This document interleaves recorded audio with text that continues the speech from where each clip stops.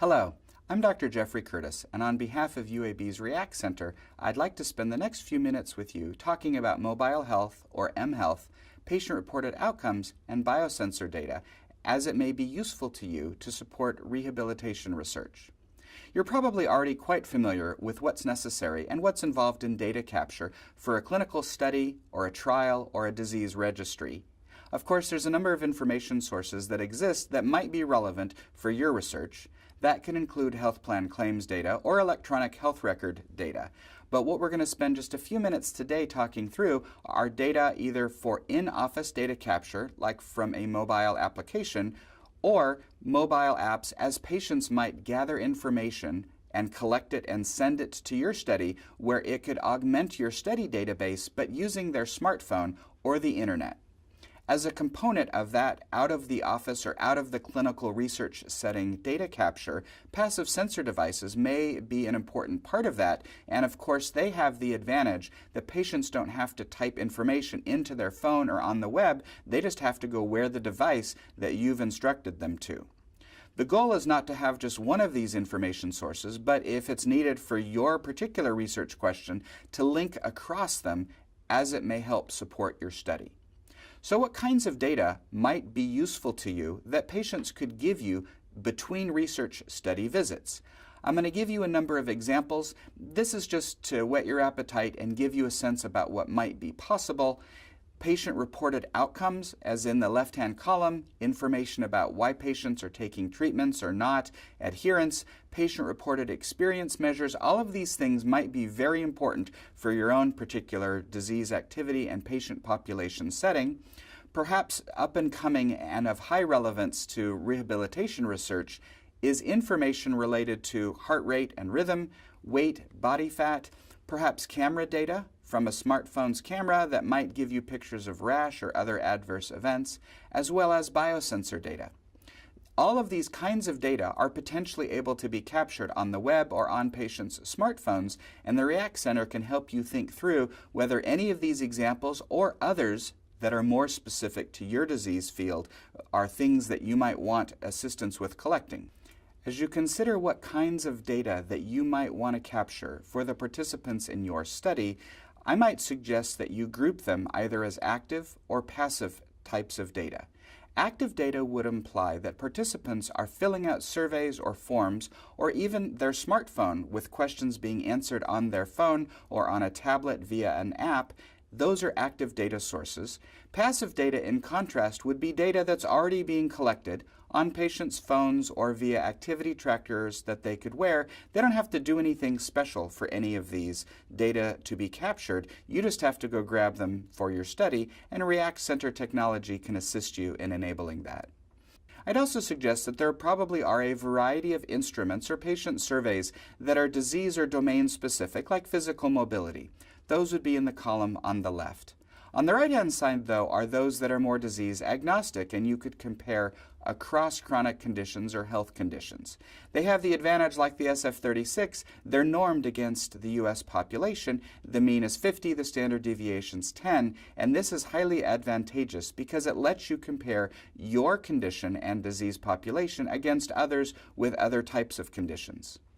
Among the newest of these are the instruments in the NIH PROMIS system. PROMIS has been around for a number of years and, like the SF-36, is normed against the U.S. adult population. Examples of the kinds of data that can be collected are shown here. Just to pick out one, pain interference, for example. This is an instrument that asks patients a number of questions, not how severe their pain is, give me a number, but rather how much does pain interfere with your activities of daily living, something that's more functionally related to how pain messes their life up, if you will. You'll see a number of examples here, but the technology that we're going to talk about just in the next few minutes could enable you to capture any of these, either disease agnostic or disease specific, relevant to your population's condition, and this can be gathered via smartphone or a tablet app and brought to you to support your study. Underneath the NIH PROMIS system is a series of item banks relevant for each domain. I've given you a handful of examples, and one of the benefits of using the PROMIS system is that there are two versions or flavors available. One of them are fixed short forms. These would be the exact same questions every time, and you could deploy these electronically or on paper. However, you'll notice as you just scan through the several items that are on this slide, and there are many more than 100 in fact for physical function, there is a natural ordering as you might expect. For example, if someone said that they couldn't run or jog for 2 miles, it would be quite silly because it's unnecessary to ask if they could walk a block on flat ground. You already know the answer. And so that ordering lends itself to not only fixed short forms, where it's the same set of questions, 6, 8, 10 every time, but an adaptive approach.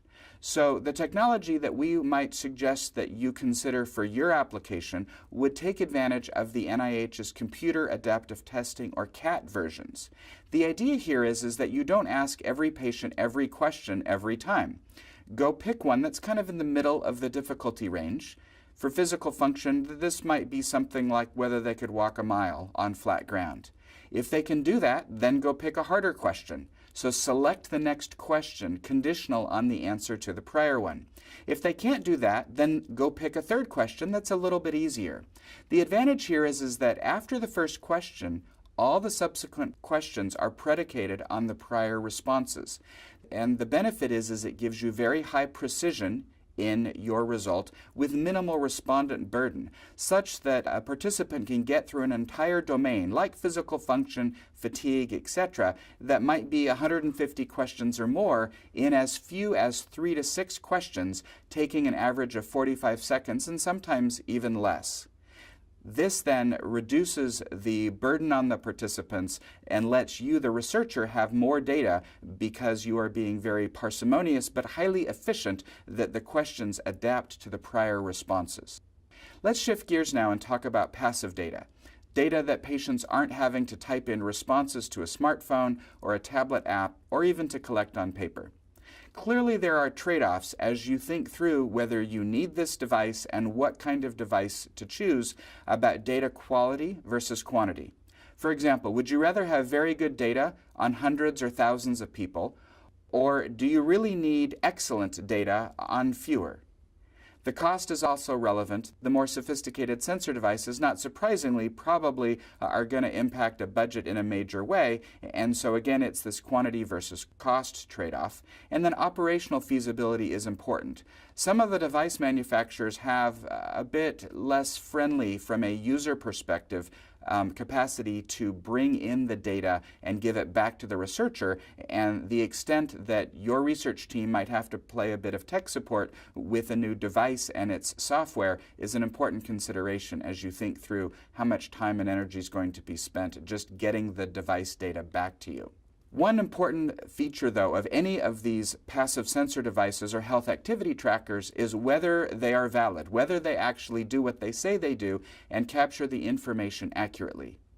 There have been a number of studies that have looked at this, and here I give you results from a couple years ago on a variety of different consumer-grade activity tracking devices, as well as people's smartphones. You'll notice as you scan this list, it's a little bit dated, and in fact that's an important consideration. Almost by the time that something is available in the peer-reviewed literature, it's a little bit dated. So it's best to have an up-to-date literature search on the validation of any devices that your research team is considering, and the React Center can help with that. You'll see that on average, that the number of steps that was counted by each of these tracking devices was pretty close to 1,500. There is obviously a bit of an outlier with the Nike Fuel Band. So in general, it looks like these are relatively accurate, and in fact these devices are more or less calibrated to try and be within 5 to 10% accuracy. Now, the real-world experience suggests that they're probably closer for most physical measures to 10 to 20% accuracy. So you'll need to decide whether that level of accuracy is sufficient for your research purposes or you need a more expensive sensor device. This is an example of one such, and this is by a company MC10. One can choose Actigraph or a variety of others. This isn't just a device that you wear on one wrist. This is a multi-axial sensor device. You could put it on someone's wrist, on their ankle, on their back or torso, and a variety of other places, and let you get very rich data. Patients can wear these devices, and they can wear multiple depending upon what kind of information that you need, and they can wear it for a day or a little bit beyond. Again, this is just one example, but this will almost certainly give you richer and more accurate information, obviously at a higher cost and somewhat less operational feasibility than a device that someone could go buy at a consumer electronics store. What's key, though, is how easy it is to integrate any of this device data into your research platform, including software, if in fact patients are gathering this data and transferring it back to you via their smartphone. And again, the React Center and its researchers can help you think through some of these considerations. In terms of the kind of information coming back to you, you need to think through the construct validity. Are you getting the data back for what you think you should be getting? And what's the validity as assessed either in healthy people?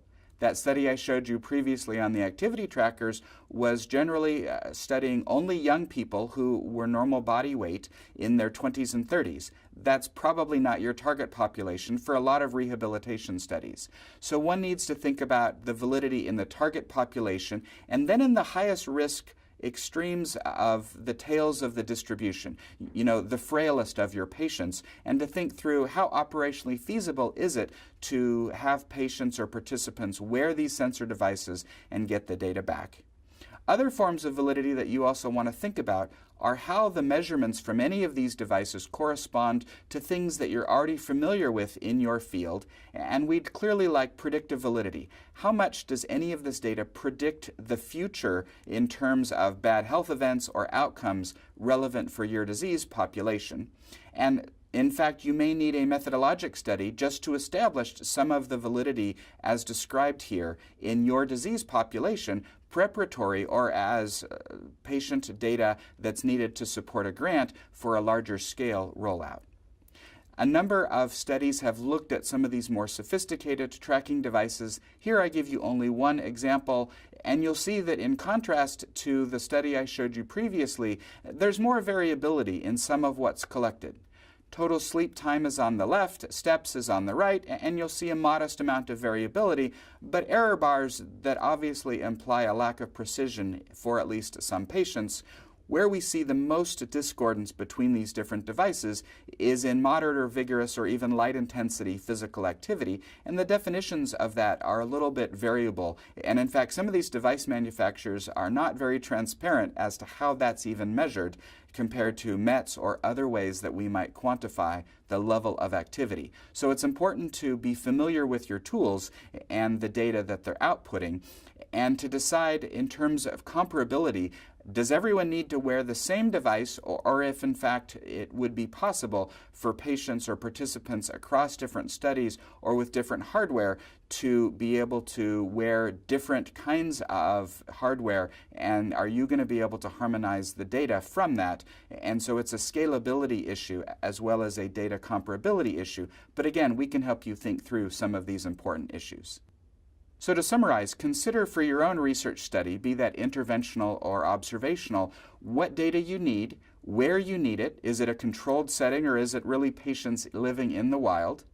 Whether what you need is active data, they're filling out questionnaires on a smartphone, for example, or perhaps in the office either on an app or on paper, versus passive data, and perhaps your study needs both and you want to establish the validity of passive data compared to the more tried and true active but less operationally feasible methods for data capture that have served us well in the past but are not going to be as enriching in the future for patients that are just wearing devices throughout the course of their life. A few things we haven't been able to talk about that the React Center can help with are whether you might need electronic consent. The idea that on their smartphone app they could actually sign consent rather than have to do it with traditional pen and paper. And in fact, whether you might want the smartphone to randomize them or to re-randomize them in real time, or for more sophisticated designs like an N of 1 trial, for example.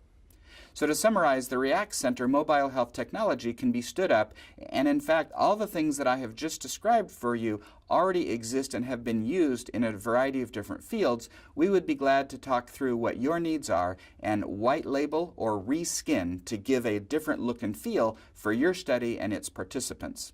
For more information, please contact us, and we've given you the information for the React Center's website. We look forward to hearing from you about how we can support your rehabilitation studies needs.